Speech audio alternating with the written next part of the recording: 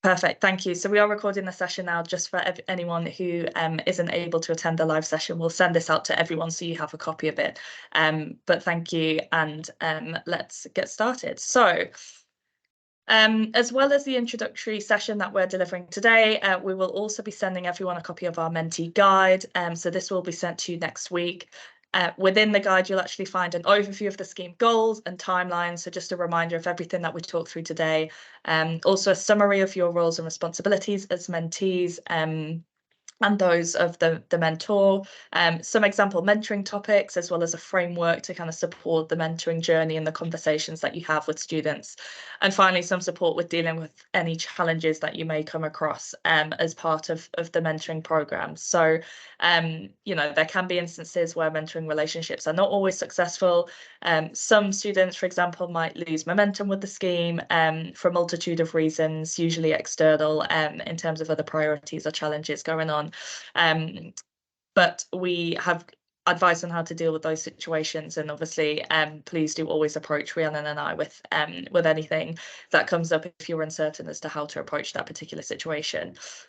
Equally, we should say, if for any reason you wish to leave the scheme, again, if your own personal priorities change, or something comes up that means you can't continue with your mentoring commitments, then again, there's some guidance in the guide as to how to go about that also. So please do have a good read through that when we share that next week. So let's cover mentoring initially, just as for the absolute basics in terms of what we mean by mentoring. So mentoring is different to kind of coaching or managing an individual. Really, it's there as a learning tool to support personal and professional development for the mentee.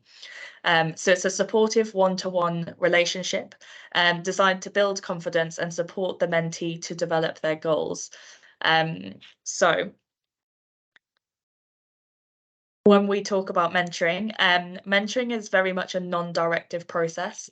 So how mentoring should work in general, and how we definitely encourage our students to approach the scheme, is that they are the ones leading this relationship, and they very much set the agenda. So they bring their queries, their questions, their goals, any concerns that they have to the discussions that they have with you. And it's your part and your role to really listen to them, to help them with those concerns, be a sounding board, potentially challenge them sometimes if they're not quite on the mark, or you think their perspective could be challenged slightly. Supportive in some cases, and ultimately to aim to raise their aspirations and the confidence in their ability to progress towards whatever their next steps and their goals might be. Mentors obviously give support and guidance.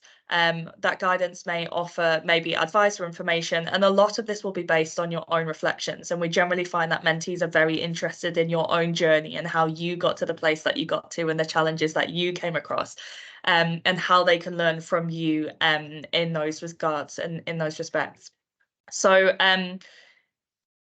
one of the things that you can do is also clarify their perspective on certain issues, so bring an additional impartial viewpoint. So for example, they may have preconceived ideas about what a certain role entails, or what a certain industry or sector might be like, maybe just from speaking to peers, or just, a general understanding of what that sector might be. And if that's not the case, then definitely challenge that and provide them with more accurate insights from your own experiences as to what that would be like for them. The mentoring experience might also highlight certain issues for the mentee, which as a mentor, you can work through them and help them come to a solution and develop some actions and kind of plan ways through those as well. So hopefully that helps in the understanding of what our expectations are of being a mentor. Sorry, my laptop's been a little bit slow in changing the slides. So as much as we've talked about what mentoring is, just a quick slide on what mentoring is not. So a mentoring is not a solution to everything. So you're not there, and we certainly don't expect you to be there to give them solutions to any problem that they have. It's certainly not your role to do any work for them.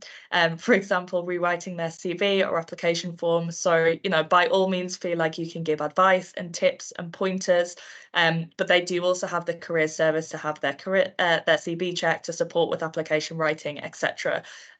So really just making sure that you're setting the expectations in terms of what you're there to support with.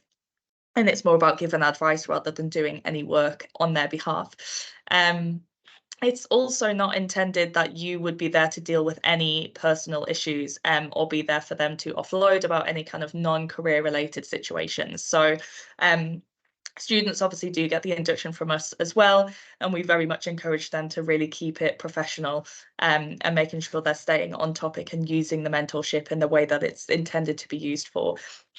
Again, there's many other resources on campus and teams that can support with students that are struggling in other ways. And if this is something that you would like to flag with us as a team, then we can absolutely make sure that student is signed onto the kind of correct support within the college that's available to them. Equally, it's not there for therapy or counselling. So some of the issues or challenges you might come across is that you're not there as therapists or counsellors, and we can make sure that students are directed to professionally trained counselling teams if this is something that you are recognising in terms of the support that they might need alongside what they can get out of a mentorship.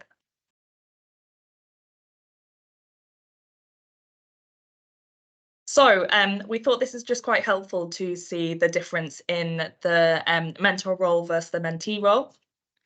So in terms of what you are ultimately there for, your role as a mentor is very much to ask the questions, to help the mentee think through situations that they've brought to the session with you, to act as a sounding board and to actively listen to them, to be a resource partner and to expand mentees' network and knowledge about certain sectors or what it's like working in your particular role, to provide insight into your career and your own experiences and your organisation that you're currently working at, as well as maybe other roles that you've held in different organisations or teams previously, and ultimately to provide guidance and support.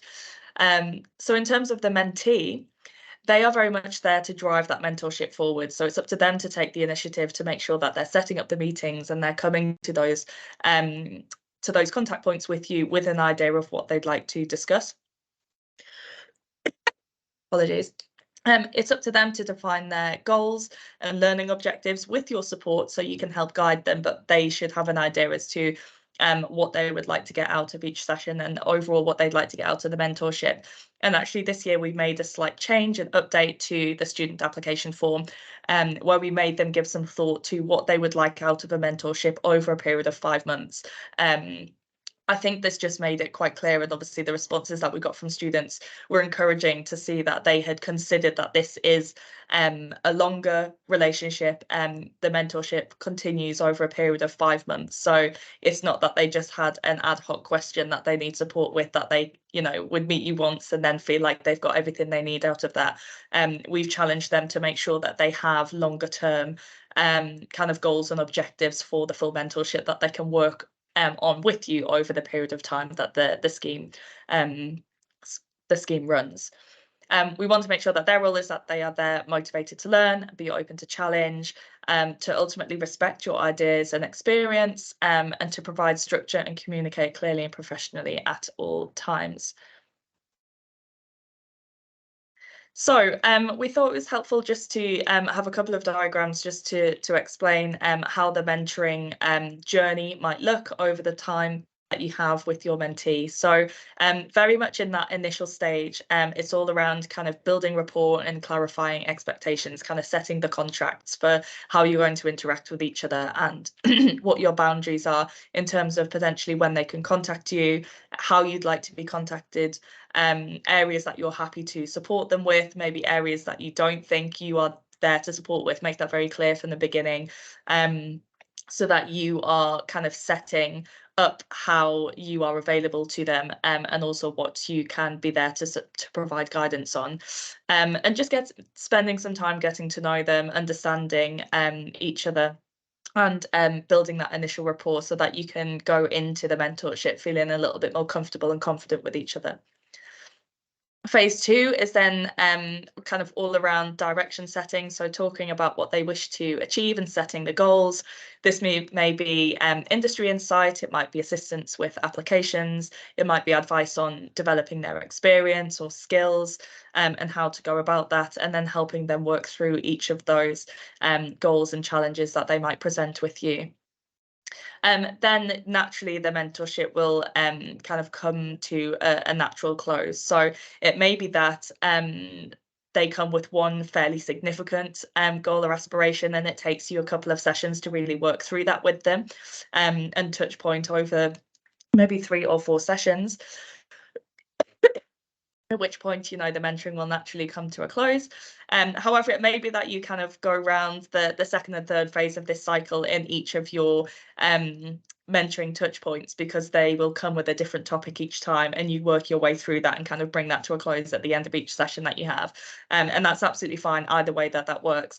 That's for you to work out with your mentee. So another model that we wanted to present, the skilled helper model. So really, this is to highlight one of the kind of key foundational elements in mentoring is the ability for the mentor to have good communication skills. So we know that participants have good communication skills, but we recognise not everyone will have necessarily utilised these in the context of mentoring before. And that can be a challenging shift in focus sometimes. So this is a model by Jared Egan. He presents a 3-stage model for communicating effectively in a kind of helping context, so similar to mentoring. So it is used a lot within the context of mentoring, usually where the objective is to achieve kind of lasting change, and the goal is to empower the recipient to manage their own problems more effectively, and develop unused opportunities more fully. So in doing so, this gives them the skills and the confidence to kind of continue that change beyond the mentorship as well. So the model has 3 stages, which can be summarized as exploration, so helping the mentee to tell their story, making sure that you understand it, so paraphrasing it and reflecting it back to them and checking that your understanding is correct.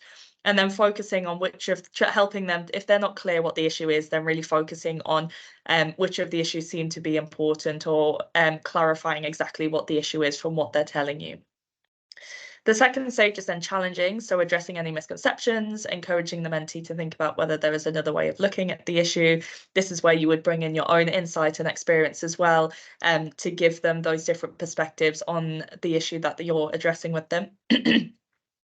The final stage is then the action planning, so exploring kind of options forward, defining the steps and actions as to what they need to do next, and then helping them set those realistic, practical and achievable targets, so that it feels like it's something that they can do and achieve once you have finished the end of that kind of conversation or topic. One of the most important skills that you will have as a mentor is active listening. So we just wanted to dedicate a specific slide to this. So when we talk about active listening, the active element really involves taking steps to draw out details that might not otherwise be shared by the mentee. So it may be that they're trying to communicate something with you, but they don't necessarily get to the point, or you feel like there's something underneath that issue that they're not quite bringing to the fore. So this is where you make a conscious effort to not hear only the words, but kind of trying to understand the complete message. So I've just got a tickly throat here.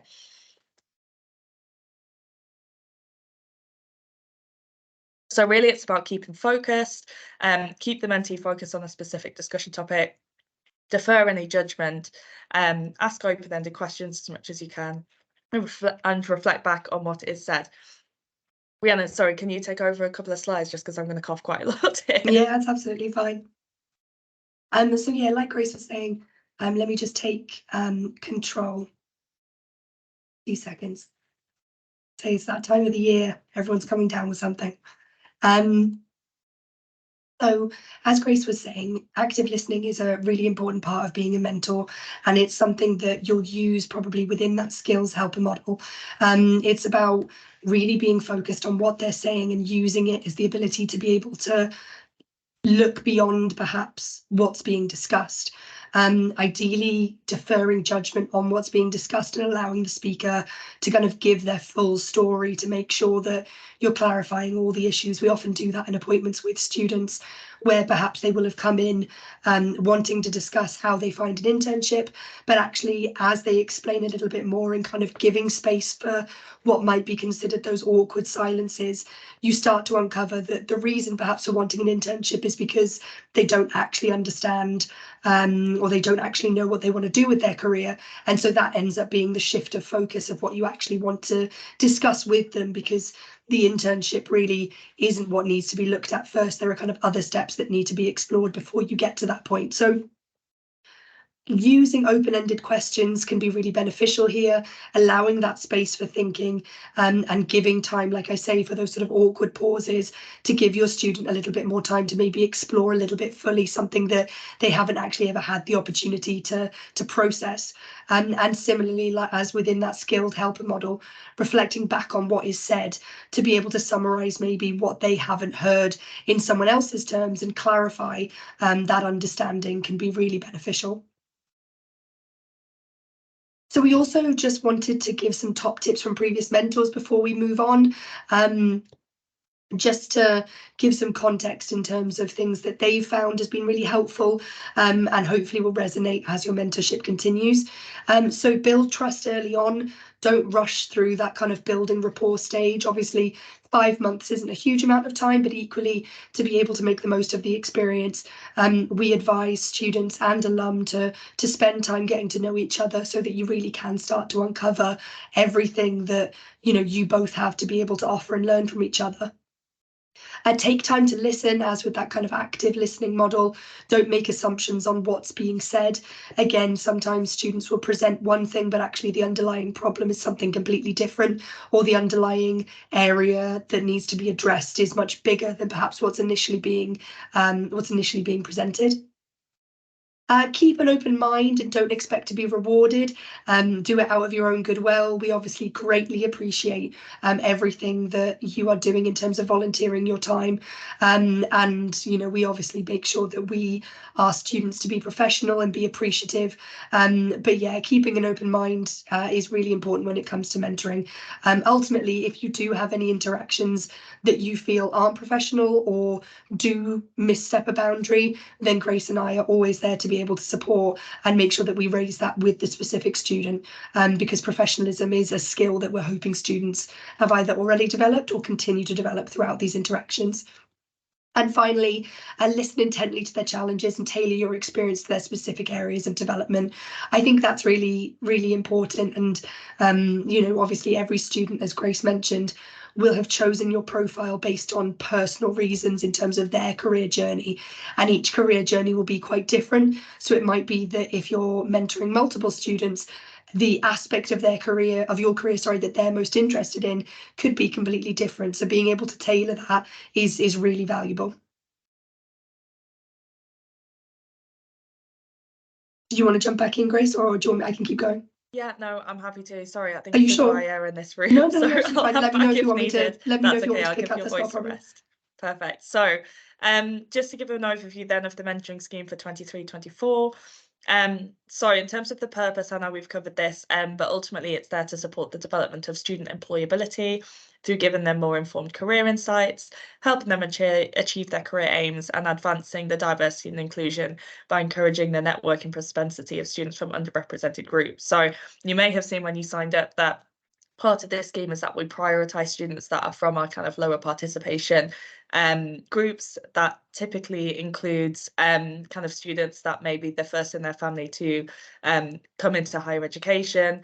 It may be that they have a disability or on the maximum bursary, come from an underperforming school, female in STEM, BAME. So the type of characteristics that may mean they don't have the same access to opportunities that other students have. So when it came down to matching decisions, in some cases, if their motivation for wanting to be matched to one of your profiles was equally as strong, then we would prioritise students that had a higher score on that rating. So that is a kind of key part of the scheme, and we hope those students will feel particularly benefited from the experience that they have with you. Just a really quick snapshot of the kind of stat, if you like, from this year. So we have 64 mentors in total on the scheme, which is awesome, and 128 students successfully matched to those mentors, which is great. So obviously we recognise that some of you have volunteered to mentor more than one individual. We also appreciate for those of you sometimes that we reached out to increase the capacity, then an extra thank you to you as well, because I know that's not necessarily what you initially signed up to, but we know the students will be very thankful for the additional places you were able to offer. So we did have 159 students apply, that has left 31 unmatched students. We have other schemes that we can direct them to in the case that they haven't been matched, but in some cases there are just certain areas and profiles that are particularly oversubscribed that we haven't been able to match all of the students to. But be rest assured that the students that have been matched to you had the strongest possible kind of motivation and reasoning for that match to your particular profile. So scheme overview, so you will be mentoring current Imperial students. They're not any recent graduates. They are predominantly undergraduate and postgraduate students. It is a 6-month programme that will run through from December, technically, let's say that next month, through to May. So there will be a minimum of 5 points of engagement over that period. So that works out as roughly 1 meeting per month for the duration of the scheme. And engagement points can be via email conversations, but most regularly we imagine you'll be having some sort of video call like we're having today with your mentee once per month, just to run through that particular month's topics of conversation. As a quick timeline, as a visual as well, so obviously we're at the point where we've completed the matching, we are now doing the inductions. You will then be put into contact with your mentee, and we'll explain how that happens. And hopefully you will do introductions pre-Christmas and then potentially start those touch points in the new year. And you'll be having one touch point all the way up to May when we'll bring the scheme to a close.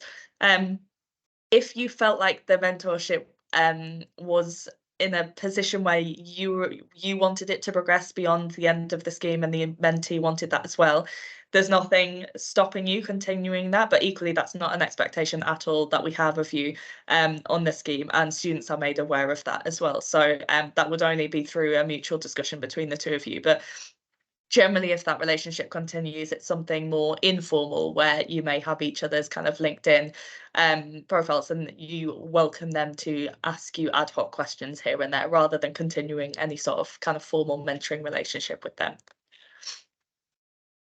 Just to give you an idea of the value that the scheme has had actually for students, we've put a couple of quotes up here that we've gathered from the feedback that we've had in previous years. So you can see here there's a lot of the time we get feedback on students feeling like they feel assisted and inspired to achieve their goals, helping them work out what their goals might actually be, feeling more confident. You know, every relationship that you have with your mentees is unique, and every student has slightly different needs and goals. But this is just a little bit of feedback to demonstrate that, and we will share these slides, so we'll give everyone a little bit more time to read those in your own time. Again, another slide here just highlighting some of the key things that students have got out of the scheme.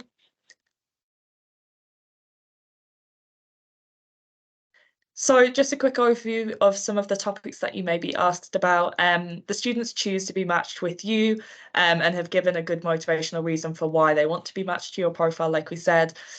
This may be due to the description of your role or the career or potentially your educational background. It might be due to the things that you said that you could support them with, for example, application and interviews or professional insights, etc.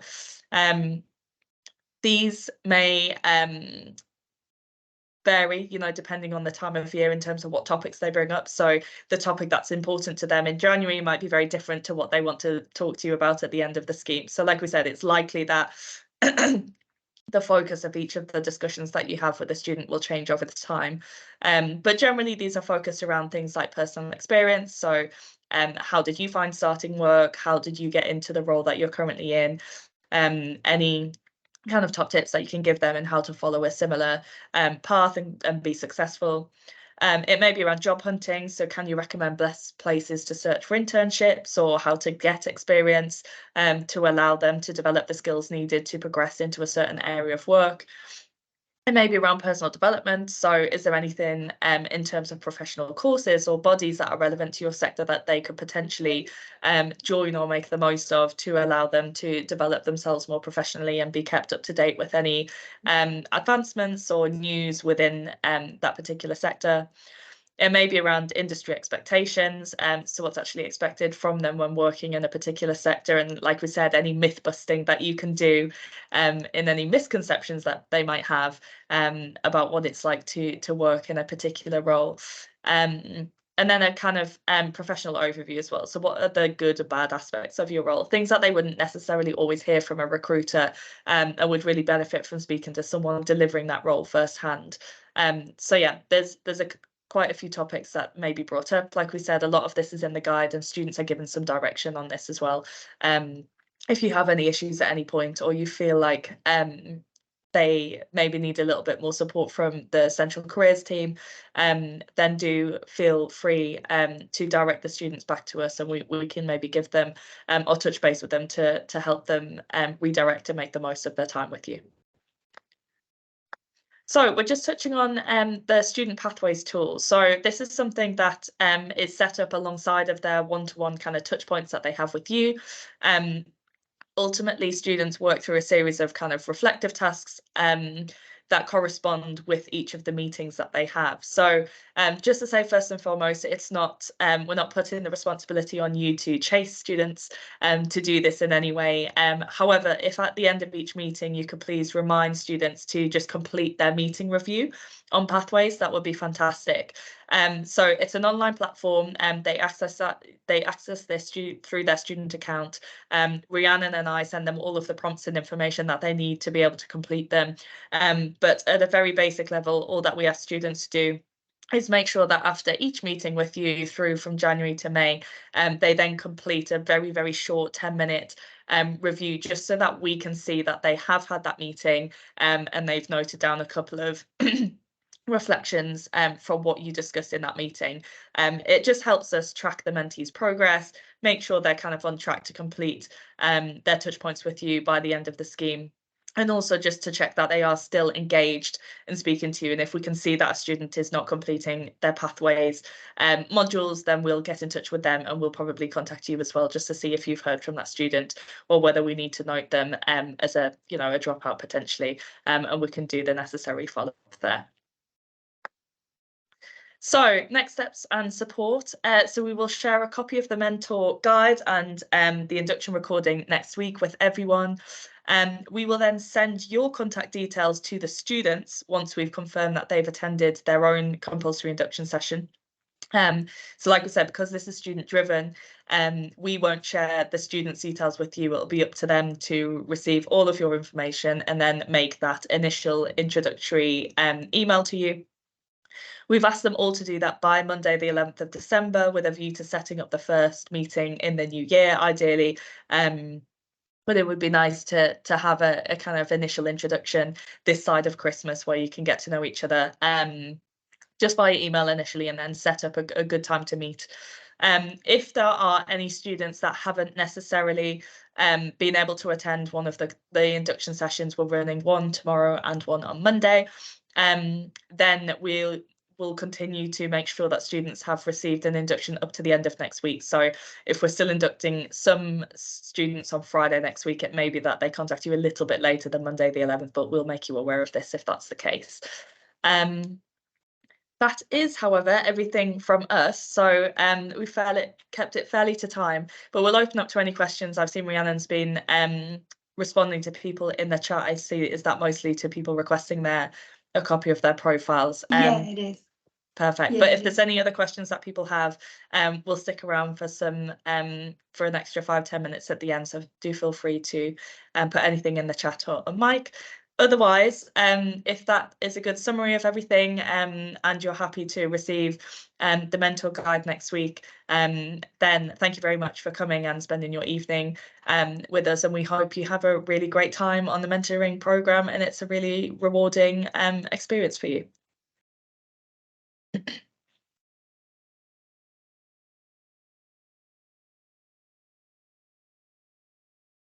Thank you both. Thank you very much. Thank you, guys. Bye-bye. Thank you. Thanks all. I just saw a question in the chat about getting a certificate as a mentor. It's actually something we have discussed in previous years. So yes, it's definitely something that we can look at. Equally, so we're based within the Central Careers Service, but we work collaboratively with the alumni team. That's a separate team to be able to offer this scheme. And I know that the alumni team tracks the hours of mentors, tracks the hours that alumni participate as volunteers. So they have kind of like a separate recognition for how many hours an alumni will have volunteered back to Imperial. So between both kind of ways, we do want to make sure that that is kind of recognised. But yes, in short, Robert, we can definitely make a note to look at certificates if that's something that would be of interest. Thank you very much. I can also see there's a question. Yeah, sorry, David, go for it. Hi, thanks. Thanks for the session. Probably I joined late, so I missed the question. I missed the answer. But do we see students online or offline? Is it just a mix of both? That's a great question. So a mix of both. So we ask at the beginning of your first meeting, when you're kind of setting those expectations, to really agree between yourself and the mentee how you would feel best to communicate. So like I say, whatever works best for you. I would also encourage all mentors to really establish boundaries in terms of hours of the day that is kind of acceptable to be contacted, and really do kind of take it down. We do ask students to set these expectations with you as well. But yes, a mixture of both. And obviously depending on your location, either in person or mainly online. Okay, thank you. That's very No clear. worries at all.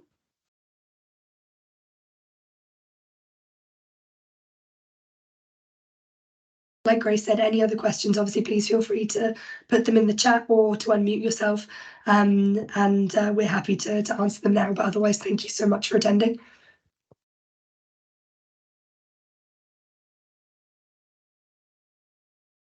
Thank you very much, Layla. That's good to know that interest is there. So we'll definitely make a note of that.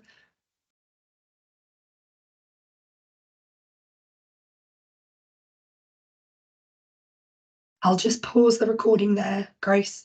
And then any other questions that can come through, we can still answer. Sounds good, yeah.